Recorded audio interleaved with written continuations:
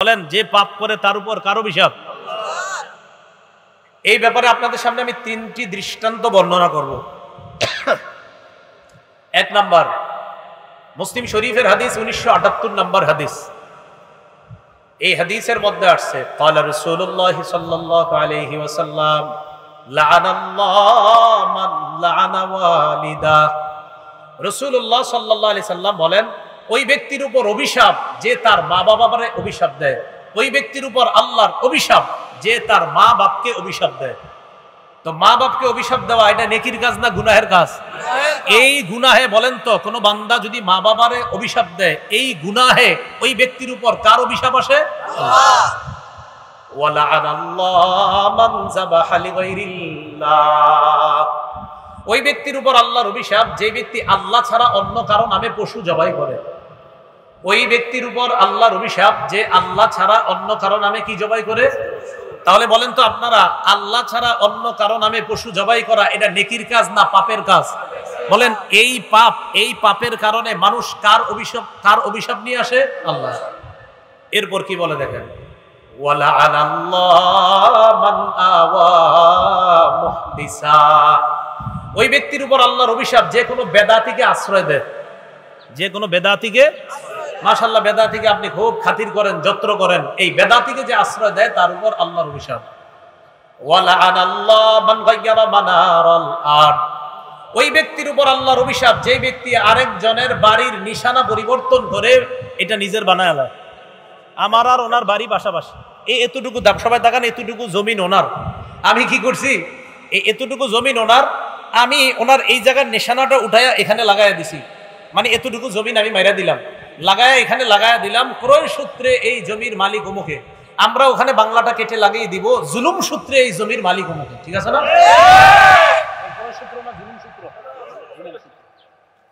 রাসূলুল্লাহ সাল্লাল্লাহু আলাইহি সাল্লাম বলেন, লাআনাল্লাহ, ওই ব্যক্তির উপর আল্লাহর অভিশাপ, মান গায়্যারা মানারাল আরদ, যে ব্যক্তি কারো জমিনের নিশানা সীমানাই পরিবর্তন করে অন্যের জমিনকে নিজের করে নেয়, তার উপর আল্লাহর অভিশাপ। আল্লাহ অভিশপ্ত হওয়ার যে পাপ, এই পাপ থেকে আমাদেরকে হেফাজত করেন। ঢাকা জমি দখলের গুনাহ হয়তো হয় না, দেশ গ্রামে হয়, ঢাকা হয়, যদি হয় তো গুনাহ, এটা ঠিক না। কিন্তু সহিহ বুখারীর বর্ণনা 6783 নম্বর হাদিস। ক্বালা রাসূলুল্লাহ সাল্লাল্লাহু আলাইহি ওয়াসাল্লাম লাআনাল্লাহু সারিকা ইয়াসরিকুল বাইদাতা ফাতুকতাউ ইয়াদু। নবীজি বলেন, ওই ব্যক্তির উপর আল্লাহর অভিশাপ যে ব্যক্তি একটা ডিম চুরি করে। কি চুরি করে? ডিম। যে একটা ডিম চুরি করে তার উপর আল্লাহর অভিশাপ। ডিম চুরি করে তার উপর আল্লাহর অভিশাপ। ওয়াসারিকা ইয়াসরিকুল হাবলা। নবী বলেন, অন্যায়ভাবে কেউ যদি একটা রশি চুরি করে তার উপর আল্লাহর অভিশাপ। একটা রশি কেউ চুরি করলো, তার উপর আল্লাহর অভিশাপ। এখন বলেন তো, ডিম চুরির চোরের উপর যদি আল্লাহর অভিশাপ হয়, কি চোর? তো ডিম চোরের উপর যদি আল্লাহর অভিশাপ হয়, তো জায়গা জমি লুণ্ঠনকারী যে চোর আছে এর উপর কি হবে? ডিম চোরের উপর আল্লাহর অভিশাপ। বড় ভয়ঙ্কর পর্যায়ের যে চোর আছে এদের উপর কি অবস্থা হবে? আল্লাহ হেফাজত করেন। আবু দাউদ শরীফের বর্ণনা 3474 নম্বর হাদিসের বর্ণনা, 3674 নম্বর হাদিসের বর্ণনা। এই হাদিসের মধ্যে আসছে, ক্বালা রাসূলুল্লাহ সাল্লাল্লাহু আলাইহি ওয়াসাল্লাম লাআনাল্লাহুল খামরা ওয়া শারিবাহা ওয়া সাকিয়াহা। মদের উপর আল্লাহর অভিশাপ, মদ পানকারীর উপর আল্লাহর অভিশাপ। ওয়া সাকিয়াহা, মদ পরিবেশনকারীর উপর আল্লাহর অভিশাপ। অনেকে প্রশ্ন করে, হুজুর আমি মদ খাই না, তবে মদের দোকানে চাকরি করি, মদ পরিবেশন করি। রাসূল বলছেন, মদ পরিবেশনকারীর উপর আল্লাহর অভিশাপ। ওয়া বাইআহা ওয়া মুবতাআহা, মদ বিক্রেতার উপর আল্লাহর অভিশাপ। আপনি এমন দোকানে চাকরি করেন যেখানে মদ বিক্রি হয়, কিন্তু আপনি মদ খান না, কিন্তু আপনি যে মদ বিক্রি করছেন আপনার উপর আল্লাহর অভিশাপ। ওয়া মুবতাআহা, মদ যে ক্রয় করে তার উপর আল্লাহর অভিশাপ। বসের জন্য মদ কিনতে গেছেন, আপনি যে মদ কিনলেন আপনার উপর আল্লাহর অভিশাপ, হারাম জিনিস কিনলেন না। ওয়া আসিরাহা ওয়া মু'তাসিরাহা, মদ উৎপাদনকারী এবং মদ পরিশোধনকারী, মদ উৎপাদন করে পরিশোধন করে বোতলের উপর লিখে দেয় বাংলা মদ, তার উপর আল্লাহর অভিশাপ, তার উপর আল্লাহর অভিশাপ। তাহলে মদের উপর কার অভিশাপ? পানকারীর উপর, পরিবেশনকারীর উপর, মদ বিক্রেতার উপর, মদ ক্রয়কারীর উপর, যে মদ বানায় তার উপর কার অভিশাপ, যে মদ পরিশোধন করে এটাকে বোতলজাত করে তার উপর কার অভিশাপ। এবার কি বলে দেখেন, ওয়াহামিলাহা ওয়াল মাহমুলা ইলাইহি, মদ যে বহন করে নিয়ে যায়, সেলসম্যান, হুজুর আমি সেলসম্যান গিরি করি, কিন্তু আপনি মদ বহন করেন, নিজে খানো না, বেচেনো না, কিনেনো না, সেলসম্যান গিরি করেন, মদ বহন করে নিয়ে যান, তার উপর আল্লাহর অভিশাপ। ওয়াল মাহমুলা ইলাইহি, যার কাছে মদ বহন করে নিয়ে যাওয়া হয় তার উপর আল্লাহর অভিশাপ। এখন বলেন তো, আমাদের দেশে বিভিন্ন দিনকে কেন্দ্র করে মদ বিক্রি, মদ ক্রয় আর মদ পরিবেশন আর মদ পানের ঘটনা শুধু পৃথিবীতে হয় না, আমাদের দেশেও হয়। আল্লাহ এই জাতীয় অভিশপ্ত কাজ থেকে আমাদেরকে হেফাজত করেন। তাহলে গুনাহের 1 নম্বর ক্ষতি পাইলাম যে গুনাহের কারণে কার অভিশাপ আসে? আল্লাহ। 2 নম্বর, গুনাহের কারণে মানুষ অপমানিত হয়। গুনাহ যে করে, পাপ যে করে, করতে করতে ঢিল দেয়, ঢিল দিতে দিতে এক পর্যায়ে তার পাপ এত বেড়ে যায় যে সে অভিশপ্ত হয়, এক পর্যায়ে সে লাঞ্ছিত হয়ে যায়। একটা কিতাব আছে নাম আল আদাবুশ শরঈয়া, 1 নম্বর খণ্ড 144 নম্বর পৃষ্ঠা। আমিরুল মুমিনিন ফিল হাদিস আব্দুল্লাহ ইবনুল মুবারক রাহমাতুল্লাহি আলাইহি বলেন, রাআইতুজ যুনুবা তুমিতুল কুলুব। আব্দুল্লাহ ইবনুল মুবারক বলেন, আমি দেখেছি পাপ অন্তরকে মৃত বানায় দেয়। বলেন সবাই, পাপ কাকে মৃত বানায়? সবাই বলেন পাপ, বলেন পাপ কলবকে মৃত বানায় দেয়।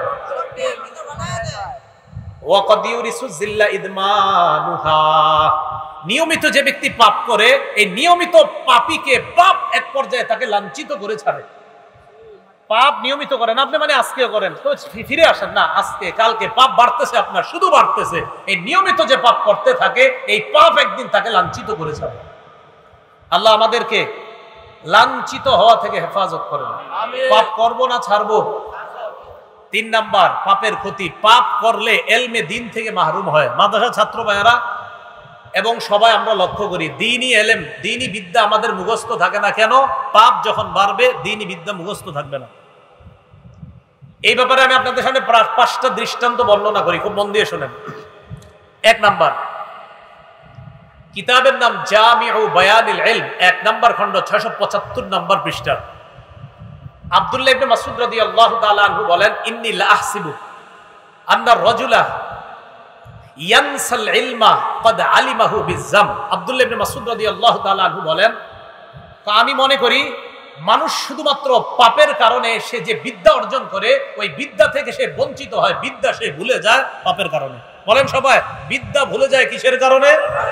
আবার বলেন, ধর্মীয় বিদ্যা মানুষ ভুলে যায় কিসের কারণে? পাপের কারণে। দ্বিতীয় দৃষ্টান্ত, ইমাম আবু হানিফা রাহমাতুল্লাহ আলাইহির নাম শুনছেন তো সবাই?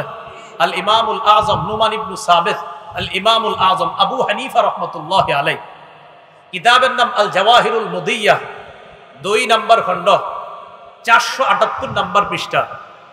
কানাল ইমাম আবু হানিফা রাহিমাহুল্লাহ ইযা আশকালাত আলাইহিল মাসআলা, ইমাম আবু হানিফা রাহমাতুল্লাহর যখন কোনো মাসালায় খটকা লাগতো, ভুলে যাইতেন না, যদি খটকা লাগতো যে এটা কি হালাল না হারাম, এটা কি জায়েজ না নাজায়েজ, এরকম খটকা লাগছে ওনার, তো মনে করেন ওনার সামনে তো দলিল আদিল্লা সব আছে, তো সব দিকেই দলিল আছে, কিন্তু দলিলের তো একটা সমাধান আছে।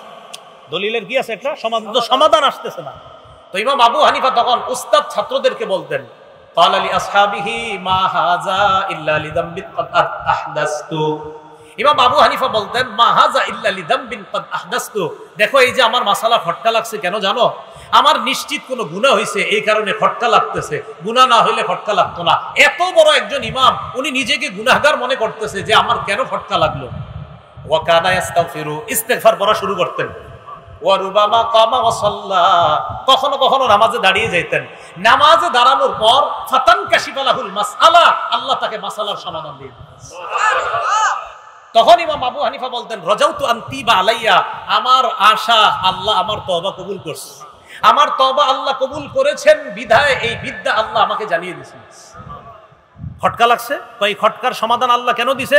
নিশ্চিত কোনো অপরাধ ছিল, আর আমার অপরাধ ক্ষমা আল্লাহ যে করেছেন এটার দলিল হলো এই মাসালার সমাধান আমি পেয়ে গেছি, আমার রব নিশ্চিত আমার তওবা কবুল করে এই মাসালার সমাধান আমাকে দিয়ে দিয়েছে। দৃষ্টান্ত নাম্বার 3, আল্লাহ আলী ইবনুল খাশরাম, এক বড় বিখ্যাত আলেম, উনি ওয়াকি ইবনুল জাররাহ রাহমাতুল্লাহ আলাইহির ব্যাপারে বলেন, বুখারী শরীফের ব্যাখ্যা গ্রন্থ যিনি লিখছে ফাথুল বারী, তার নাম ইবনু হাজার আসকালানী, তার একটা কিতাব আছে তাহজিবুত তাহজিব।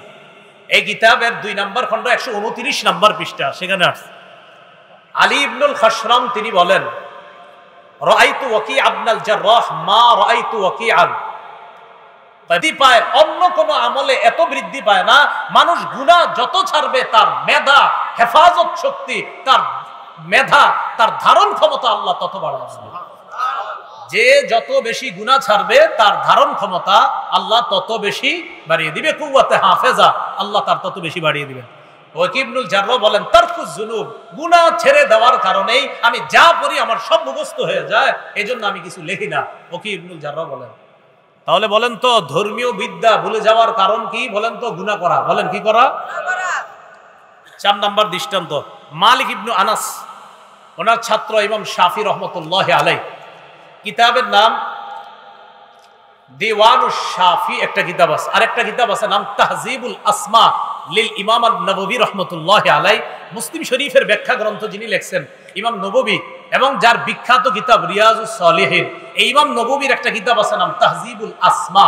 এই কিতাবের 1 নম্বর খণ্ড 47 নম্বর পৃষ্ঠায় তিনি আনেন, মালিক ইবনু আনাস রাহমাতুল্লাহি আলাইহি তার ছাত্র ইমাম শাফিকে বলেন, ইন্নাল্লাহা আলকা আলা কলবিকা নূরা। মাদ্রাসার ছাত্র ভাই যারা আছেন এবং কলেজ ভার্সিটির ছাত্র যারা আছেন সবাই শুনেন, আপনার ভিতরে যখন কোরআন সুন্নাহর কোনো বিদ্যা আসবে, মনে করবেন আপনার কলবে আল্লাহ প্রদত্ত নূর আসছে, নূর।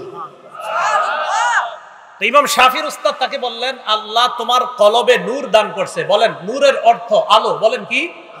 এই আলো কিসের আলো? বলেন কোরআন সুন্নাহের আলো। কিসের আলো? তো ইমাম শাফিকে বলেন, আল্লাহ তোমার কলবে কোরআন সুন্নাহর আলো দান করছে। ফালা তুতফিহু বিজুলমাতিল মাসিয়া, গুনাহের অন্ধকার দিয়া এই আলোটা তুমি নিভায়া দিও না। গুনাহের অন্ধকার দিয়া এই আলোটা তুমি নিভায়া দিও না। বলেন আমার সাথে সবাই, আমাদের কলবে যেই নূর আসবে, যেই আলো আসবে, এই আলোকে কিসের অন্ধকার দিয়ে নিভানো যাবে না? গুনাহের। এজন্য ছাত্র ভাই যারা আছেন, বিশেষ করে মাদ্রাসার, আপনারা তো পড়েন কোরআন সুন্নাহ। কোরআন সুন্নাহ আর গুনাহ একসাথে কলবে থাকবে না, মাথা রাখবেন। কোরআন সুন্নাহ আর গুনাহ এক কলবে আপনি রাখবেন না। কলবে হয়তো কোরআন সুন্নাহ রাখতে হবে, না হয় গুনাহ। গুনাহ থাকবে আবার কোরআন সুন্নাহর আলো থাকবে না। কোরআন সুন্নাহর আলো তখন থাকবে যখন কলব গুনাহ মুক্ত হবে।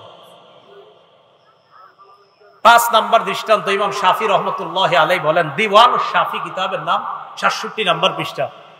ইমাম শাফি রহমতুল্লাহ আলাইহি বলেন, শাকাউতু ইলা ওয়াকিইন সুআ হিফজি, আমি আমার ওস্তাদ ওয়াকি রহমতুল্লাহ আলাইহির কাছে শিকায়াত করলাম, অভিযোগ করলাম, হুজুর আমি যা পড়ি সব ভুলে যাই, কি করব?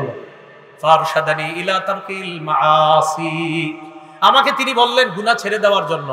ফাইনাল ইলমা নূরুম মিন ইলাহি, তিনি বললেন এলেম, কোরআন সুন্নাহর এলেম হলো আল্লাহর পক্ষ থেকে নূর। বলেন কোরআন সুন্নাহর বিদ্যা এটা কার পক্ষ থেকে নূর?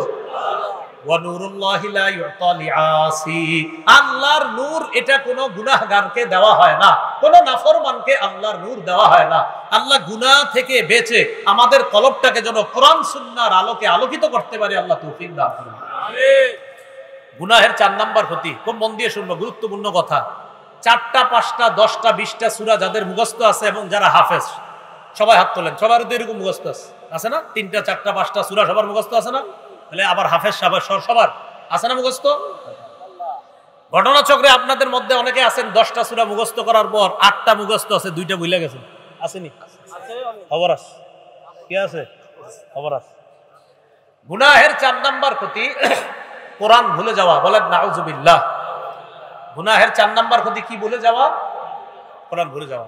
সহিহ বুখারীর 5033 নম্বর হাদিসের বর্ণনা, قال رسول الله صلى الله عليه وسلم تعاهدوا القرآن, নবীজি বলেন তোমরা নিয়মিত কোরআন চর্চা অব্যাহত রাখবে, নিয়মিত কোরআন চর্চা করবা।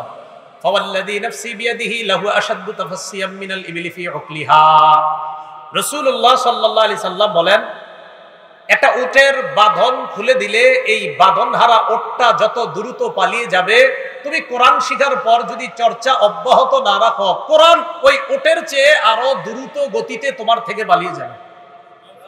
তাহলে কোরআন শিখার পর চর্চা না করাটাই গুনাহ, আর এই গুনাহের কারণে কোরআন ভুলে যাবেন। হ্যাঁ, আপনি পড়েন, ডেলি নিয়মিত চর্চা করেন, কিন্তু তারপরেও ভুলে যান, এটার জন্য আল্লাহ আপনাকে পাকড়াও করবে না। কিন্তু চর্চার অভাবে যদি ভুলেন তাহলে পাকড়াও করবেন। একটা হলো চর্চা করে আর একটা চর্চা করে না। চর্চা করার পরেও ভুলে গেলে আল্লাহ এটা আপনাকে মাফ করবে না, আমার বান্দা চেষ্টা করছে ভুলে যায়। আরেকটা হলো আপনি 15 হেফজ করছেন, তো পড়ার পরে আর চর্চা করেন না। সাবধান, চর্চা করতে হবে, না হয় আল্লাহর সামনে দাঁড়ানোর জন্য তৈরি থাকেন। আবুল আলিয়া রহমতুল্লাহ আলাই কিতাবুজ জুহদ, এই কিতাবের 1 নম্বর খণ্ড 304 নম্বর পৃষ্ঠার মধ্যে আসছে, তিনি বলেন, কুন্না নাউদ্দু মিন আযমিজ যুনুব আইয়াতাআল্লামা আর-রাজুলুল কুরআন ফায়ানামু আনহু হাত্তা ইয়ানসা। ভাই মেহেরবানি করে এই জায়গার বাংলাটা মন দিয়ে শুনেন। আবুল আলিয়া রহমতুল্লাহি আলাই বলেন, ভাই আমরা আমাদের যুগে সবচেয়ে বড় অপরাধ মনে করতাম কোনটাকে জানো? কোন ব্যক্তি কোরআন শিখার পর অলসতার কারণে, চর্চার অভাবে কোরআনের কিছু অংশ শিখছে, শিখার পরে আর চর্চা করে নাই। এই চর্চার অভাবে সে কোরআনটা ভুলে গেছে। এক পর্যায়ে চর্চা না করতে করতে কোরআন ভুলে গেছে। 10টা সূরা শিখছিল, 5টা ভুলে গেছে। হাফেজ হয়েছিল, এখন আর তার 20 পারা মুখস্থ নাই। চর্চার অভাবে যেই ব্যক্তি এইভাবে কোরআন ভুলে যাইতো, আমাদের যুগে আমরা এটাকে সবচেয়ে বড় অপরাধ হিসাবে গণ্য করতাম। কোরআন ভুলে যাওয়া সবচেয়ে বড় অপরাধ। বলেন, কোরআন ভুলে যাওয়া সবচেয়ে বড় অপরাধ। এ হলো গুনাহের 4 নম্বর ক্ষতি। গুনাহের 5 নম্বর ক্ষতি, গুনাহ করলে অন্তর শক্ত হয়ে যায়, অন্তর মরে যায়। বলেন, গুনাহ করলে অন্তর কি হয়ে যায়? শক্ত হয়ে যায়, অন্তর মরে যায়। সূরা জুমার 22 নম্বর আয়াতে আল্লাহ বলেন, ফাওয়াইলুল লিল কাসিয়াতি কুলুবুহুম মিন যিকরিল্লাহ। ওই কলবের জন্য ধ্বংস, ওই মানুষগুলোর জন্য ধ্বংস যাদের অন্তর আল্লাহর জিকির শূন্য হওয়ার কারণে শক্ত হয়ে গেছে। যাদের অন্তরগুলা আল্লাহর জিকির শূন্য হওয়ার কারণে শক্ত হয়ে গেছে, তাদের জন্য ধ্বংস। গুনাহের 6 নম্বর ক্ষতি, গুনাহের কারণে মানুষ হালাল রিজিক থেকে বঞ্চিত হয়। বলেন, গুনাহের কারণে কি থেকে বঞ্চিত হয়? হালাল রিজিক থেকে। ইবনে মাজাহ 2144 নম্বর হাদিস, রাসূলুল্লাহ সাল্লাল্লাহু আলাইহি সাল্লাম বলেন, আইয়ুহান নাস, হে মানুষ, ইত্তাকুল্লাহ, আল্লাহকে ভয় করো, ওয়া আজমিলু ফিত তালাব, তোমরা রিজিক তালাশ করো সুন্দর পন্থায়। বলেন, কি পন্থায়? হালাল রিজিক তালাশ করো বৈধ পন্থায়, সুদী পন্থায় না, বৈধ পন্থায় তোমরা রিজিক তালাশ করো। নবীজি বলেন, ইন্না নাফসান লান তামুতা, কেননা কোন নফস মারা যাবে না, হাত্তা তাস্তাউফিয়া রিজকাহা, কোন মানুষ মারা যাবে না তার জন্য যে বাজেট আছে রিজিক, ওই রিজিক শেষ হওয়ার আগে কোনো মানুষ মারা যাবে না। প্রত্যেকটা মানুষের আল্লাহর পক্ষ থেকে একটা রিজিকের বরাদ্দ আছে, এই বরাদ্দ শেষ হওয়ার আগে কোনো মানুষ মারা যাবে না। নবী বলেছিলেন, তো নবীজি বলেন, যেহেতু তুমি তোমার রিজিকটা পাওয়ার আগে মরবা না, তাই তোমার রিজিকটা হালাল পন্থায় তুমি তালাশ করে যাও। আজকে পাও নাই কালকে পাবা, কালকে পাও নাই পরশু পাবা, পাবেই পাবে। হালাল পন্থায় তালাশ করো, হারাম পন্থায় ছাদে উঠো না। কোথায় উঠো না? উঠো না, হারাম পন্থায় উপরে উঠতে না। কারণ আপনি যে যেটা পাইতেন, মনে করেন 10 তলা বাড়ির মালিক হয়েছেন অবৈধ পন্থা, আপনি কিন্তু বৈধ পন্থায় 10 বছর পরে হইতেন। তো রাসূল সাল্লাল্লাহু আলাইহি সাল্লাম বলেন যে তুমি হালাল পন্থায় তোমার রিজিকটা তালাশ করো, কারণ তোমার কপালে যা আসবে এটা আজব কালো আসবেই, কারণ তুমি এটা না আসা পর্যন্ত মারা যাবে না। সহিহুল জামের 2085 নম্বর হাদিসের মধ্যে রাসূল সাল্লাল্লাহু আলাইহি ওয়াসাল্লাম বলেন, লা ইয়াহমিলান্না আহাদাকুম ইস্তিফতাউর রিজকি আইয়াতুবাহু বিমাসিয়া, তোমাদের কাউকে যেন দ্রুত ধনী হওয়ার নেশাটা তোমাদের কাউকে যেন গুনাহের মাধ্যমে টাকা কামাই করতে উদ্বুদ্ধ না করে। বলেন আমার সাথে সবাই, আমাদেরকে দ্রুত ধনী হওয়ার নেশা যেন অবৈধ পন্থায় টাকা কামাই করার প্রতি নিয়ে না যায়। অবৈধ পন্থায় ধনী হওয়ার নেশা আমাকে যেন হারাম পথে, অবৈধ পথে উপার্জনের দিকে নিয়ে না যায়। আল্লাহ আমাদেরকে হেফাজত করেন। গুনাহের 7 নম্বর ক্ষতি, গুনাহ করতে করতে মানুষ এমন হয় ফেরেশতাদের দোয়া থেকে বঞ্চিত হয়ে যায়। বলেন নাউজুবিল্লাহ। সূরা গাফিরের মধ্যে আল্লাহ বলেন, আল্লাযীনা ইয়াহমিলুনাল আরশা ওয়া মান হাওলা, যারা আরশ বহন করে ফেরেশতারা আর আরশের আশেপাশে যে ফেরেশতারা আছে, ইউসাব্বিহুনা বিহামদি রাব্বিহিম, তারা আল্লাহর প্রশংসা সহ তাসবিহ পাঠ করে। ওয়ায়াস্তাগফিরুনা লিল্লাযীনা আমানু, ফেরেশতারা ঈমানদারদের জন্য আল্লাহর কাছে ক্ষমা চায়। আল্লাহর কাছে কি চায়? ক্ষমা চায়। তো আল্লাহর কাছে ক্ষমা চাবে কি? আমি সারাদিন খালি গুনাহ করবো এরকম নাকি? না, গুনাহ ছেড়ে দিতে হবে। যদি গুনাহ ছেড়ে দেই আর তওবা করি, আমাদের জন্য ফেরেশতারা আল্লাহর কাছে দোয়া করবে। গুনাহের 8 নাম্বার ক্ষতি, মানুষ গুনাহ করতে করতে আল্লাহরে ভুলে যায়, এক পর্যায়ে নিজেরে ভুলে যায়। বলেন, গুনাহ করতে করতে মানুষ কাকে ভুলে? এক পর্যায়ে কাকে ভুলে? সূরা হাসর আল্লাহ বলেন, ওয়ালা তাকুনু কাল্লাযীনা নাসুল্লাহা ফাআনসাহুম আনফুসাহুম, তোমরা তাদের মতো হয়ো না যারা আল্লাহকে ভুলে যায়। এক পর্যায়ে আল্লাহ তাদেরকে আত্মবিস্মৃতি বানিয়ে দেয়, মানে আল্লাহরে ভুলে যায়, আল্লাহ তখন ওই ব্যক্তিকেই ভুলিয়ে দেয় যে বেটা তুই আমারে কি বলবি, তুই তো নিজেরই ভুলে গেছিস। কোন ব্যক্তি যখন আল্লাহকে ভুলে যায় তখন আল্লাহ তাকে আত্মবিস্মৃতি বানায় দেয়। এটা গুনাহের 8 নাম্বার ক্ষতি। গুনাহের 9 নাম্বার ক্ষতি, গুনাহ মানুষকে নিঃস্ব বানায় দেয়। বলেন, গুনাহ মানুষকে কি বানায় দেয়? নিঃস্ব। মুসলিম শরীফের হাদিস, রাসূলুল্লাহ সাল্লাল্লাহু আলাইহি সাল্লাম বলেন, আতাদরুনা মাল মুফলিস, তোমরা কি জানো নিঃস্বকে? সাহাবারা বললেন, আল মুফলিসু ফিনা মান লা দিরহাম লাহু ওয়ালা মাতাআ, আমাদের মধ্যে নিঃস্ব ওই ব্যক্তি যার ধন সম্পদ নাই, টাকা পয়সা নাই, ওই ব্যক্তি হলো আমাদের মাঝে সবচেয়ে নিঃস্ব। তো রাসূলুল্লাহ সাল্লাল্লাহু আলাইহি ওয়াসাল্লাম বলেন, ইন্নাল মুফলিসা মিন উম্মতি ইয়াতি ইয়াউমাল কিয়ামা বিসসালাতিন ওয়া সিয়ামিন ওয়া যাকাতিন, আমার উম্মতের নিঃস্ব ওই ব্যক্তি যে ব্যক্তি কিয়ামতের ময়দানে নামাজ নিয়ে উপস্থিত হবে, রোজা নিয়ে উপস্থিত হবে, যাকাত নিয়ে উপস্থিত হবে, ওই ব্যক্তি নিঃস্ব। সাহাবারা বললেন, হুজুর তার টাকা পয়সা নাই, সে নিঃস্ব। নবীজি বললেন, না, কিয়ামতের ময়দানে সে নিঃস্ব যে নামাজ, যাকাত ইত্যাদি নিয়ে উপস্থিত হবে, আমলের পাহাড় নিয়ে উপস্থিত হবে, সে নিঃস্ব। এটা আবার কিভাবে নিঃস্ব? রাসূল বলেন, এই ব্যক্তি কিয়ামতের ময়দানে আসবে ওয়াকদ শাতামা হাযা, হাজী সাহেব আরেকজনকে গালি দিত, হজ করছে 50 বার, বাবা গালি মানুষে গালি দিত, ওয়াকদ শাতামা হাযা আরেকজনকে গালি দিত, ওয়া কাযাফা হাযা আরেকজনের উপর খালি ঢিল ছুঁড়ে মারতো। মানে হাজী সাহেব মানে হজ করছেন আপনি 60 বার, কিন্তু আরেকজনেরটা কেমনে মারবেন সারাদিনই ধান্দা। ও দরবা হাজা আরেকজনে প্রহার করলেন, ও সাফাকা দামা হাজা আরেকজনের রক্তপাত ঘটাইলেন, ও আকালা মালা হাজা আপনি আরেকজনের সম্পদ অন্যায়ভাবে ভক্ষণ করলেন। কিয়ামতের ময়দানে সব পাওনাদাররা আসবে, আসার পর ফায়ুতা হাদা মিন হাসানাতি ওয়া ইউতা মিন হাসানাতি, অমুককে তার নেক দেওয়া হবে, অমুককে তার নেক দেওয়া হবে, হাত্তা ইদা ফানিয়াত হাসানাতু, এক পর্যায়ে যখন তার নেকিগুলা শেষ হয়ে যাবে, উখিযা মিন খাতায়াহুম, তখন তাদের গুনাহগুলা, মানে যারা পাওনাদার, এই পাওনাদারদের গুনাহগুলা তাদের থেকে আনা হবে। আনার পর তুরিহা আলাই, তখন ওই গুনাহগুলা এনে যেই ব্যক্তি দুনিয়াতে অন্যায় করে গেছে তার উপর এগুলাকে দেওয়া হবে, এই গুনাহগুলা সব তার উপর নিক্ষেপ করা হবে। এক পর্যায়ে তাকে গুনাহের পাহাড় দিয়ে জাহান্নামে নিক্ষেপ করা হবে। তাহলে গুনাহ মানুষকে কি বানায় দেয়? নিঃস্ব। এই যে আমলের এত পাহাড় নিয়ে গেলেন, নিঃস্ব হয়ে গেলেন। গুনাহ মানুষকে নিঃস্ব বানায় দেয়। সর্বশেষ কথা, গুনাহের কারণে মানুষ ধ্বংস হয়, শুধু নিজে ধ্বংস হয় এমন না, এক সময় মানুষকে গুনাহ করতে করতে মানুষের ধন সম্পদ থেকেও মানুষ নিঃস্ব হয়ে যায়। আল্লাহ সূরা কসসের মধ্যে বলেন ৭৬ থেকে ৮১ নম্বর আয়াত, কারুনকে আল্লাহ ধন সম্পদ দান করেছে, অহংকার করেছে। এক পর্যায়ে আল্লাহ বলেন, ফাখাসাফনা বিহি ওয়া বিদারিহিল আরদ, আমি কারুনকে আর কারুনের ধন সম্পদ বাড়িঘর যা আছে সব মাটির নিচে দাফন করে দিলাম। সূরা মুমতাহিনা নাম কেন সূরাতুল মুমতাহিনা? মুমতাহিনা নামটা রাখা হয়েছে 10 নম্বর আয়াতের একটা শব্দকে কেন্দ্র করে। সূরা মুমতাহিনার 10 নম্বর আয়াতের একটা শব্দকে লক্ষ্য করে এই সূরার নাম সূরাতুল মুমতাহিনা। সূরা মুমতাহিনার 10 নম্বর আয়াতে আছে, ইয়া আইয়ুহাল্লাযীনা আমানু ইযা জাআকুমুল মুমিনাতু মুহাজিরাতিন ফামতাহিনুহুন্না, হে ঈমানদারগণ, তোমাদের কাছে যখন মুমিনরা হিজরত করে আসবে তখন তাদেরকে পরীক্ষা করবা। ফামতাহিনুহুন্নার বাংলা অর্থ হলো পরীক্ষা করবা তাদেরকে। ফামতাহিনু এর ক্রিয়ামূল হলো ইমতিহান। ইমতিহান অর্থ পরীক্ষা করা। ইমতিহানের ইসমে ফাইল ওয়াহিদ মুআন্নাসের সিগা হলো মুমতাহিনা। অতএব সূরাতুল মুমতাহিনা অর্থ হলো পরীক্ষাকারী সূরা। কি কারী সূরা? পরীক্ষাকারী সূরা। কেউ কেউ বলেন এই সূরার নাম সূরাতুল মুমতাহানা, প্রসিদ্ধ নাম হলো সূরাতুল মুমতাহিনা, হায়ের নিচে জের।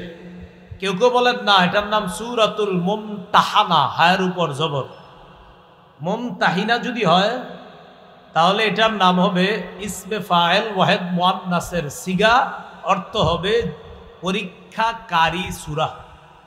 আর যদি মুমতাহানা হয় তখন এটার উদ্দেশ্য হবে এটা ওয়াহেদ মুআন্নাস ইসমে মাফউলের সিগা।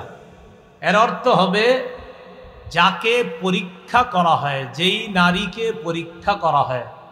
হায়ের নিচে জের হলে অর্থ হবে পরীক্ষাকারী সূরা, হায়ের উপর জবর হলে অর্থ হবে যেই নারীকে পরীক্ষা করা হয়। তো বেশিরভাগের মতে এটার নাম সূরাতুল মুমতাহিনা, হায়ের নিচে জের। তো যারা বলে মুমতাহানা তখন উদ্দেশ্য হবে এই সূরার মধ্যে নারীদেরকে পরীক্ষা করা হবে। অর্থাৎ মুমতাহানা অর্থ হবে যেই নারীকে পরীক্ষা করা হয়। সূরা আল্লাহ শুরু করেছেন ইয়া আইয়ুহাল্লাযীনা আমানু লা তাত্তাখিযু আদুওয়ি ওয়া আদুওয়াকুম আউলিয়া তুলকুনা ইলাইহিম বিল মাওয়াদ্দাহ ওয়া ক্বাদ কাফারু বিমা জাআকুম মিনাল হক ইউখরিজুনার রাসূলা ওয়া ইয়্যাকুম আন তু'মিনু বিল্লাহি রাব্বিকুম ইন কুনতুম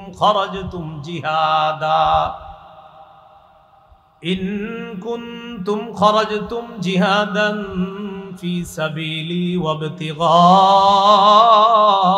মারদাতি। অনুবাদটা আমি শুরু করি কোত্থেকে দেখেন। এই যেখানে এসে আমি আয়াতের তেলাওয়াতটা শেষ করলাম, এখান থেকে অনুবাদটা শুরু করব। তাহলে লম্বা একটা অংশ পড়ার পর অনুবাদ শুরু করতেছে। ইন কুনতুম খরাজতুম জিহাদান ফি সাবিলি ওয়াবতিগা মারদাতি, যদি তোমরা আমার রাস্তায় জিহাদ করার ইচ্ছা করে থাকো আর আমার সন্তুষ্টি কামনা করে থাকো, যদি তোমরা আমার রাস্তায় জিহাদ করার ইচ্ছা করে থাকো এবং আমার সন্তুষ্টি কামনা করে থাকো, তাহলে হে ঈমানদারগণ। এবার অনুবাদ সূরার শুরুতে এসে গেলাম। লম্বা একটা অংশ তেলাওয়াত করার পর অনুবাদের সূচনা করলাম। যদি তোমরা আমার রাস্তায় জিহাদ করার ইচ্ছা করে থাকো এবং আমার সন্তুষ্টি কামনা করে থাকো, তাহলে হে ঈমানদারগণ। এ হলো সূরার শুরু। ইয়া আইয়ুহাল্লাযীনা আমানু, হে ঈমানদারগণ। হে ঈমানদারগণ কি? অনুবাদটা শুরু করলাম কিভাবে? যদি তোমরা আমার রাস্তায় জিহাদ করার ইচ্ছা করে থাকো এবং আমার সন্তুষ্টি কামনা করে থাকো, হে ঈমানদারগণ, তাহলে তোমরা আমার শত্রু আর তোমাদের শত্রুদেরকে বন্ধু হিসাবে গ্রহণ করো না। তাহলে আল্লাহ কি বললেন? তোমরা আমার শত্রু এবং তোমাদের শত্রুকে বন্ধু হিসাবে গ্রহণ করো না। আল্লাহ বললেন আমার শত্রু এবং তোমাদের শত্রু। এখানে আমার শত্রু আর তোমাদের শত্রু দ্বারা কি উদ্দেশ্য? উদ্দেশ্য হলো কুফফারু মক্কা, মক্কার কাফেররা। আয়াত দ্বারা বোঝা যায় মক্কার কাফেররা আল্লাহরও শত্রু, ঈমানদারদেরও শত্রু। তো আল্লাহ বলতেছেন তোমরা যদি আমার রাস্তায় জিহাদ করার ইচ্ছা করো এবং আমার সন্তুষ্টি কামনা করে থাকো, তাহলে হে ঈমানদারগণ, আমার শত্রু আর তোমাদের শত্রুকে বন্ধু হিসাবে গ্রহণ করো না। এই সূরার প্রেক্ষাপটটা কি? রাসূলুল্লাহ সাল্লাল্লাহু আলাইহি সাল্লাম মক্কা বিজয়ের পূর্বে কিছু কিছু সাহাবায়ে কেরামের সাথে পরামর্শ করে মক্কা বিজয়ের উদ্দেশ্যে রওনা করার আগে নবী আস্তে ধীরে প্ল্যান করতেছিলেন যে অচিরেই মক্কায় রওনা করব। এই যে প্ল্যান করলেন আল্লাহ রাসূল সাল্লাল্লাহু আলাইহি সাল্লাম খুব গোপনে। রাসূল সাল্লাল্লাহু আলাইহি সাল্লামের মক্কা বিজয়ের উদ্দেশ্যে যাত্রার বিষয়টা সাহাবায়ে কেরামের মধ্যে একজন সাহাবী নাম ছিল হাতিব ইবনু আবি বালতাআহ। এই হাতিব ইবনে আবি বালতাআহ রাদিয়াল্লাহু তাআলা তিনিও বিষয়টা কোনোভাবে আঁচ করেছেন। আঁচ করতে পেরে তিনি কি করলেন? তিনি চুপে চুপে মক্কার কাফেরদের কাছে একটা চিঠি লিখলেন। কি লিখলেন চিঠির মধ্যে? যে আল্লাহ রসুল কিন্তু অচিরেই তোমাদের বিরুদ্ধে অভিযান পরিচালনা করার জন্য রওনা করবে। এই জাতীয় একটা চিঠি লেখা গোপনে মক্কার উদ্দেশ্যে পাঠাইয়া দিছে। খুব মন দিয়ে শুনেন, সাহাবীর ব্যাপারে যেন কোনো ধরনের খারাপ চিন্তা চেতনা মনে না আসে। তো যিনি লেখলেন চিঠিটা তার নাম হাতেব ইবনু আবি বালতাহ। তিনি চিঠিটা পাঠাই দিলেন কোথায়? মক্কার উদ্দেশ্যে। চিঠি যখন তিনি পাঠাইলেন, একজন নারীর মাধ্যমে পাঠাইলেন। এই নারী ছিল গায়িকা, ঘুরা ঘুরা গান গাইত। ঐতিহাসিক গ্রন্থের কেউ কেউ তার নাম লেখছে, নারীর নাম ছিল সারা। তার কাছে চিঠিটা দিয়ে দিস, তুমি মক্কার অমুক অমুক লিডারের কাছে এই চিঠিটা পৌঁছায় দিবা। আল্লাহ পাক রব্বুল আলামিন এই বিষয়টা রাসূলুল্লাহ সাল্লাল্লাহু আলাইহি সাল্লামের কাছে জানায়া দিলেন যে আপনার সাহাবীদের মধ্য থেকে একজন গোপন সংবাদটা একজন নারীর মাধ্যমে মক্কার উদ্দেশ্যে অলরেডি প্রেরণ করে দিছে একটা চিঠির মধ্যে লেখা। আপনি তাড়াতাড়ি ওই নারীকে আটকের ব্যবস্থা করেন। আল্লাহ পরিপূর্ণভাবে ওহির মাধ্যমে নবীকে বিষয়টা জানায়া দিলেন। ওই নারী গোপন চিঠিটা নিয়ে রওনা করছে। আপনাদের মনে প্রশ্ন আসছে, হুজুর একজন সাহাবী এরকম গোপন চিঠি কেন লেখছে? আসছে না প্রশ্নটা? পুরাটা শুনেন, প্রশ্ন থাকবে না ইনশাআল্লাহ। এই বিষয়টা সহিহ বুখারীতে বিস্তারিতভাবে একটা হাদিসে আসছে। সহিহ বুখারীর 3007 নম্বর হাদিস। হাদিসের বর্ণনাকারী আলী ইবনে আবি তালেব রাদিয়াল্লাহু তাআলা আনহু। আলী রাদিয়াল্লাহু তাআলা আনহু বলেন, বাআসানি রাসূলুল্লাহ সাল্লাল্লাহু আলাইহি ওয়াসাল্লাম আনা ওয়াজ জুবাইর ওয়াল মিকদাদ ইবনুল আসওয়াদ। আলী রাদিয়াল্লাহু তাআলা আনহু বলেন, রাসূলুল্লাহ সাল্লাল্লাহু আলাইহি সাল্লাম ওহির মাধ্যমে বিষয়টা জেনে আমাদের তিনজনকে প্রেরণ করলেন ওই নারীকে আটক করার জন্য। কোন তিনজন? এই তিনজনের নাম যদি পারেন একটু কষ্ট করে মনে রাখবেন। বলেন, আলী, জুবায়ের, মিকদাদ রাদিয়াল্লাহু আনহুম। কয়জন নাম বললাম? তিনজন। আলী, জুবায়ের, মিকদাদ।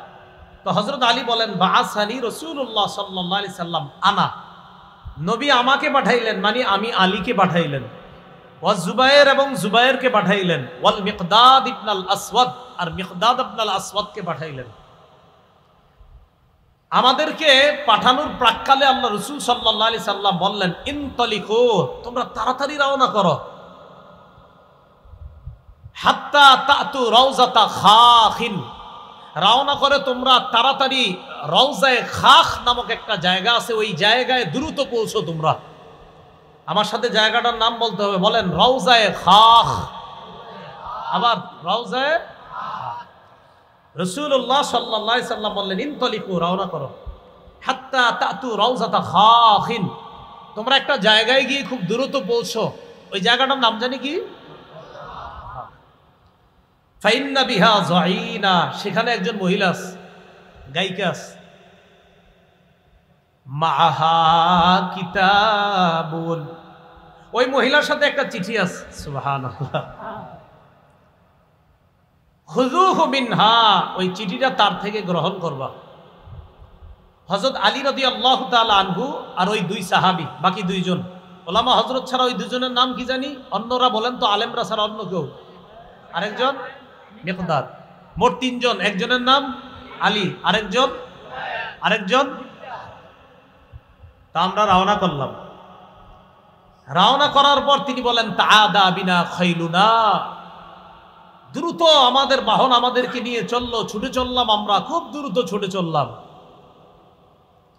চলতে চলতে ইনতালাকনা, চলতে লাগলাম। হাত্তা ইনতাহাইনা ইলা রাউজাতি খাখিন, নবী যেই জায়গার কথাটা বলছে আমরা চলতে চলতে দ্রুত ওই জায়গায় পৌঁছে গেলাম, তথা রাউজাতু খাখ নামক জায়গায় আমরা পৌঁছে গেলাম। সেখানে পৌঁছার পর ফাইদা নাহনু বিজ্জাইনা, হঠাৎ দেখি ওই মহিলা, যে মহিলার কথা নবী বলছে, মহিলারে সরাসরি বললাম, আখরিজিল কিতাবা, চিঠিটা দাও। কোনো ভূমিকা ছাড়াই বললাম চিঠিটা দাও। ফাকুলনা, আমরা বললাম আখরিজিল কিতাব, চিঠিটা দাও। মহিলা কয়, মানে পুরা মহিলা কয়, কিসের চিঠি? মা মাই মিন কিতাব, আমার কাছে কোনো চিঠি নেই। হযরত আলী বলছেন, তোমার কাছে চিঠি আছে। যেহেতু আল্লাহর রাসূল বলছেন, এর মানে তোমার কাছে চিঠি আছে, এতে কোনো সন্দেহ নাই, চিঠি তাড়াতাড়ি দাও। হযরত আলী এক পর্যায়ে বললেন, লাতুখরিজিন্নাল কিতাব আও লানুলকিয়ান্নাত থিয়াব। হযরত আলী বলেন, লাতুখরিজিন্নাল কিতাব আও লানুলকিয়ান্নাত থিয়াব।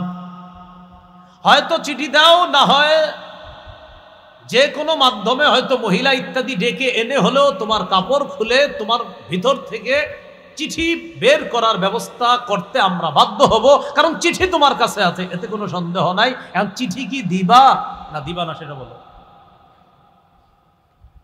মহিলা কি করছে দেখেন, ফাখরাজাতহু মিন ইকাসিহা, খোপার ভিতর থেকে চিঠি বের করছে। চুলের খোপার ভিতর থেকে চিঠি বের করছে। চিঠি বের করার পর হযরত আলী, জুবায়ের, মিকদাদ তারা চিঠি নিয়ে তাড়াতাড়ি চলে আসছে মদিনায়। রাসূলুল্লাহ সাল্লাল্লাহু আলাইহি সাল্লামের কাছে চিঠি পৌঁছানোর পর চিঠি খুলে দেখা গেল, ফাইদা ফীহি মিন হাতিব ইবনে আবি বালতা ইলা উনাসিম মিনাল মুশরিকিন মিন আহলি মক্কাহ ইউখবিরুহুম বিবাদি আমরি রাসূলিল্লাহি সাল্লাল্লাহু আলাইহি ওয়াসাল্লাম। চিঠি খোলা হলো। চিঠি খুলে দেখা গেল চিঠির মধ্যে লেখা, হাতিব ইবনে আবি বালতার পক্ষ থেকে মক্কার মুশরিকদের উদ্দেশ্যে একটা চিঠি লেখা, যে চিঠির মধ্যে আল্লাহ রাসূলের কিছু বিষয় তাদেরকে অবগত করে ওই চিঠির মধ্যে বিভিন্ন বিষয় হাতিব ইবনে আবি বালতা লিখছে চিঠির মধ্যে।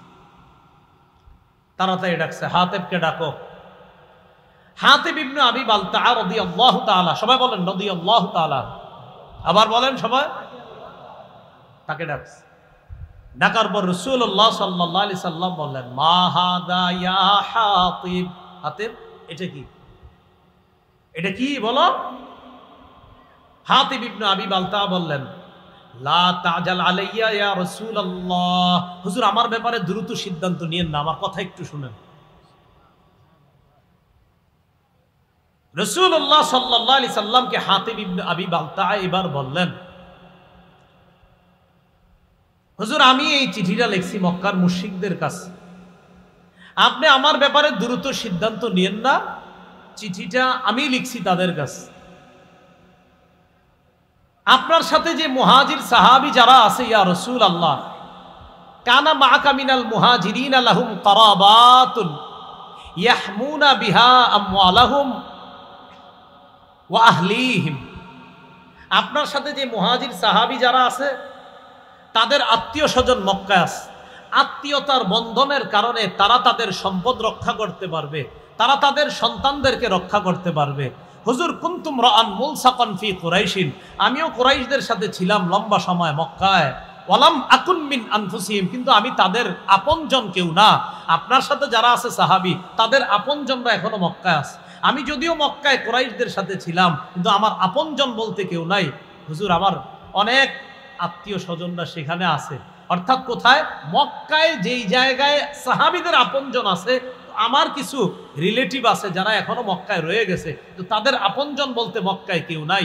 আমি চিন্তা করলাম, আমি যদি একটা চিঠি লিখি, এই চিঠি লেখার কারণে আমি চিন্তা করলাম, ফাআহবাবতু, আমি এই ইচ্ছা করলাম, ইদফাতা যালিকা মিনান নাসাবি ফীহিম, যেহেতু আমার বংশের কোনো সম্পর্ক নাই, তাই আমি চিন্তা করলাম একটা চিঠি লিখি। আমি একটা চিঠি লিখলে তাদের সাথে একটা ভালো সম্পর্ক হবে। ইয়াহমুনা বিহা কারাবাতি, তখন তারা আমার পরিবারের যে কয়েকজন আছে তাদেরকে তারা রক্ষা করবে। কারণ আপনি যখন মক্কায় যাবেন, যাওয়ার পর যখন তাদের বিরুদ্ধে লড়াই করবেন, হুজুর আমার তো ইয়াকিন আপনাকে আল্লাহ বিজয় দান করবেন, কিন্তু তখন তো আমার আত্মীয় স্বজন যারা আছে তারাও বিপদে পড়বে। আমি শুধু তাদেরকে বিপদ থেকে উদ্ধার করার জন্য কাফেরদের সাথে শুধুমাত্র এতটুকু একটু খাতির করতে চাইছিলাম। এটা চিঠি লেখা।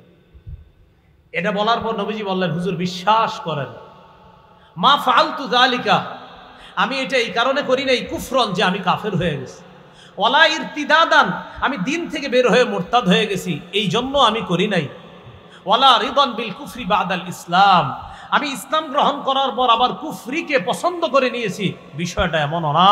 তাহলে আমি কাফেরও হই নাই, আমি মুরতাদও হই নাই, আমি ইসলাম গ্রহণ করার পর কাফের হয়ে গেছি, বিষয়টা এমনও না হুজুর। শুধুমাত্র একটা চিঠি দিলে যদি তারা আমার প্রতি একটু সহানুভূতি প্রদর্শন করে, আমার যে সন্তানাদি আছে তাদেরকে অন্তত যদি একটু রক্ষা করে, এই জন্য একটা চিঠি লিখছিলাম। নবীজি তার পুরো বক্তব্য শুইনা সাহাবীদেরকে লক্ষ্য করে বললেন, লাকাদ সাদাকাকুম, এই শোনো, হাতেব যা বলছে সত্য কথা বলছে। কি বলছে? সত্য কথা। হযরত ওমর ফারুক রাদিয়াল্লাহু তাআলা আনহু বললেন, দানি আদরিব উনুকা হাদাল মুনাফিক, হুজুর আমার একটু সুযোগ দেন, আমি ওর গলাটা উড়িয়ে দিই। এই মুনাফিক বলছে, এই মুনাফিকের।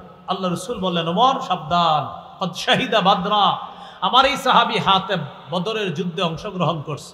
তুমি জানো বদরের সাহাবীদের ব্যাপারে আল্লাহ কি বলছে?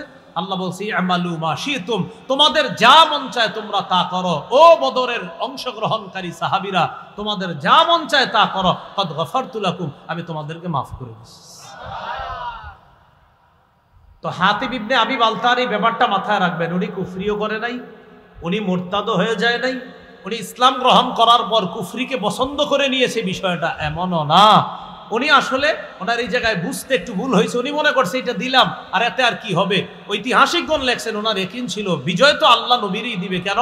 কারণ আল্লাহ তো আগেই বলছে, ইন্না ফাতাহনা লাকা ফাতহাম মুবিনা। কোরআনের এই আয়াত প্রমাণ করে যে আল্লাহ নবীর হাতেই এই মক্কার বিজয় দান করবেন। উনি ইয়াকিনের কারণে একটা চিঠি লিখছে যে কাফেররা, তোমরা আমার চিঠি পাওয়ার পর যতই উল্লাসিত করো, বিজয় কিন্তু আল্লাহ নবীরে দান করবে। এটা ওই সাহাবীরও ইয়াকিন ছিল।